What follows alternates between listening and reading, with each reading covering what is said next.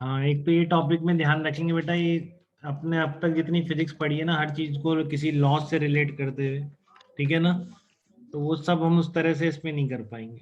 और इसलिए एडवांस के सिलेबस में भी नहीं है टॉपिक सेमीकंडक्टर, ठीक है, क्योंकि हमको क्या है, इसमें इलेक्ट्रॉन पार्टिकल होता ही नहीं है, वो एकदम वेव है, और पूरा अगर पढ़ना है तो क्वांटम फिजिक्स आपको समझनी पड़ेगी, ठीक है, तो उससे फिर सारे आंसर्स मिल सकते हैं, ठीक है। बट ये लेक्चर्स मैंने इस तरह ऑर्गेनाइज करा है कि आपके मेंस की सारी प्रॉब्लम्स बन जाए, ठीक है, जितनी अभी तक पूछी गई हैं और जितनी आने वाली है वो सारी बन जाए आपसे, ठीक है। तो इसलिए आपको जितना प्रॉपर इस पे को लिख लेना है, इसको नोट्स को, नोट नहीं लिखोगे तो फिर एकदम भूल जाओगे बेटा, एकदम फिर वापस उतनी मेहनत है, ठीक है ना, क्योंकि कोई लॉ नहीं है बेसिक जिससे मैं रिलेट कर दूं, जैसे हम मैकेनिक्स पढ़ते हैं, इलेक्ट्रोस्टैटिक पढ़ते हैं, ठीक है, सारा एक लॉ से रिलेटेड होता है, तो हमें ज्यादा याद नहीं रखना पड़ता, इसमें सब कुछ याद रखना पड़ेगा दोनों चैप्टर्स में, सेमीकंडक्टर में और कम्युनिकेशन। तो अगर आप नोट्स नहीं बनाएंगे इसके प्रॉपर क्लास के बाद, तो आप याद नहीं रख पाएंगे, फिर आपको उतनी मेहनत लगेगी हमेशा, ठीक है। तो एक बार ढंग से लिख लेंगे समझ के एकदम किस तरीके से चीजें मैनेज है,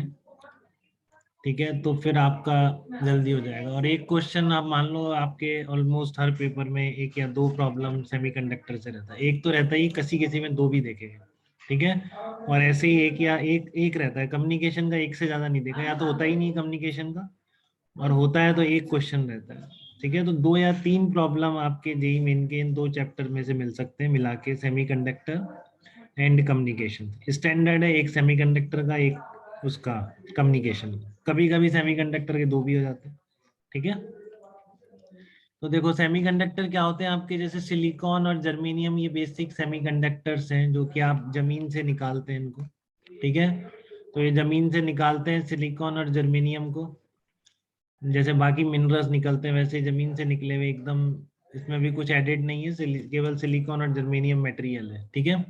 फिर आप क्या सीखते हो, आप इनसे बनाते हो डायोड, ट्रांसमीटर, एम्पलीफायर, रेक्टिफायर, तो ये आप सीखेंगे इस चैप्टर में, ठीक है ना, कि आपका ये मटेरियल होते हैं, इनमें करंट वरेंट कैसे चलता है, और आप इनसे diode, transmitter, amplifier, rectifier etcetera जो इंस्ट्रूमेंट है वो आप कैसे बनाते हो, ठीक है। फिर इन इंस्ट्रूमेंट की हेल्प से आप ये सब बनाते हो, लैपटॉप, टीवी, मोबाइल और ये सब। तो प्राइमरी एप्लीकेशन जो है सेमीकंडक्टर्स का, वो सबसे ज्यादा आपके मदरबोर्ड में बनाने में, जो मदरबोर्ड का बेस होता है, ठीक है ना, वो पूरा सिलिकॉन इस तरह के सेमीकंडक्टर से बना होता है, तो वहाँ इसका बहुत ज्यादा एप्लीकेशन, ठीक है। और जो पूरा सर्किट होता है वो सब इनसे बना होता है, डायोड से, ट्रांजिस्टर से, ठीक है। तो बेसिकली इनका जो मदरबोर्ड है, इन सब चीजों का बेसिक फंक्शन जिस पर हो रहे हैं सारे, वो सब आप इनकी हेल्प से बनाते हो, diode, transistor, amplifier, rectifier. But ये हम नहीं सीखेंगे इसमें बिल्कुल भी, आप इंजीनियरिंग में सीखेंगे, ठीक है।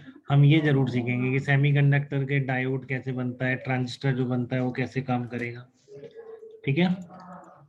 तो इससे पहले आप सबसे पहले एक चीज जरूर याद कर लेंगे, एनसीईआरटी से दो तीन पॉइंट की फॉर्म में लिख लें तो बहुत अच्छी बात है, कि difference between vacuum tubes and semiconductor devices. तो पहले आपने देखा होगा, पहले के जो मॉनिटर या टीवी सेट होते थे बहुत बड़े बड़े होते थे, ठीक है ना, क्योंकि आप वहां पर क्या यूज करते थे, वैक्यूम ट्यूब्स यूज करते थे। और अब आपने देखा आपका टीवी या मॉनिटर कितने स्लिम हो गए हैं, ठीक है।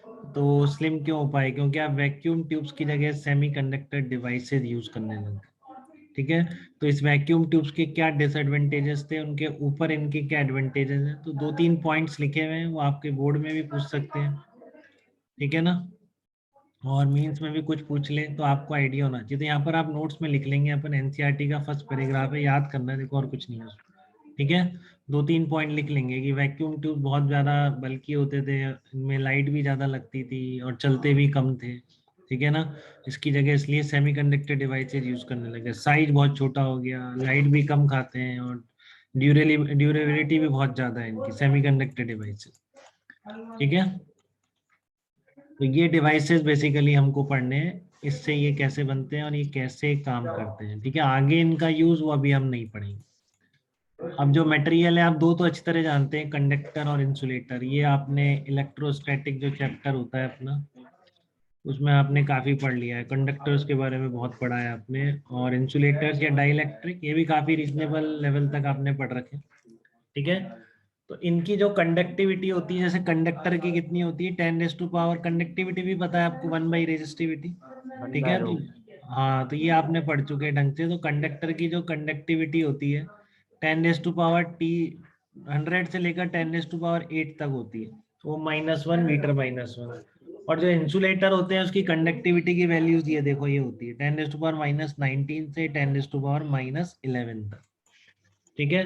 तो जो सेमी कंडक्टर होते हैं उनकी कंडक्टिविटी आप देखो एकदम बीच में लाई कर रही है, ठीक है ना। ऑलमोस्ट दोनों की कंडक्टिविटी के एकदम बीच में लाई कर रही है। तो ये वही मटेरियल है जिनकी कंडक्टिविटी कंडक्टर और इंसुलेटर के बीच में लाई करने लग गई। तो ना तो पूरे कंडक्टर हैं ना पूरे इंसुलेटर हैं, तो इसलिए इनको अलग से नाम देना पड़ गया, जिनको हम क्या बोलते हैं, सेमी कंडक्टर बोलते हैं, ठीक है। तो सबसे पहले तीनों मटेरियल का जो मैंने डिफरेंस आपको बताया, किस बेसिस पे बताया है, कंडक्टिविटी की वैल्यूज पर, कि सेमीकंडक्टर की जो कंडक्टिविटी है that lies exactly between the conductivities of conductor and insulator,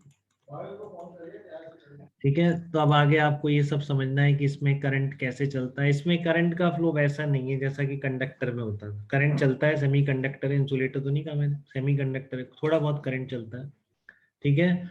तो वो जो करंट चलने की प्रोसेस है वो हमको पहले समझनी है, कि बैटरी लगाएंगे कंडक्टर के अक्रॉस तो क्या होता है, क्या ड्रिफ्ट वेलोसिटी होती है, क्या करंट होता है, क्या रेजिस्टेंस होता है, सब आपने खूब पढ़ रखा है अब तक, ठीक है। तो वैसे ही आपको देखना है कि सेमीकंडक्टर के अक्रॉस अगर बैटरी लगाएंगे तो इसमें फ्री इलेक्ट्रॉन्स तो वैसे नहीं है जैसे कंडक्टर में, ठीक है ना।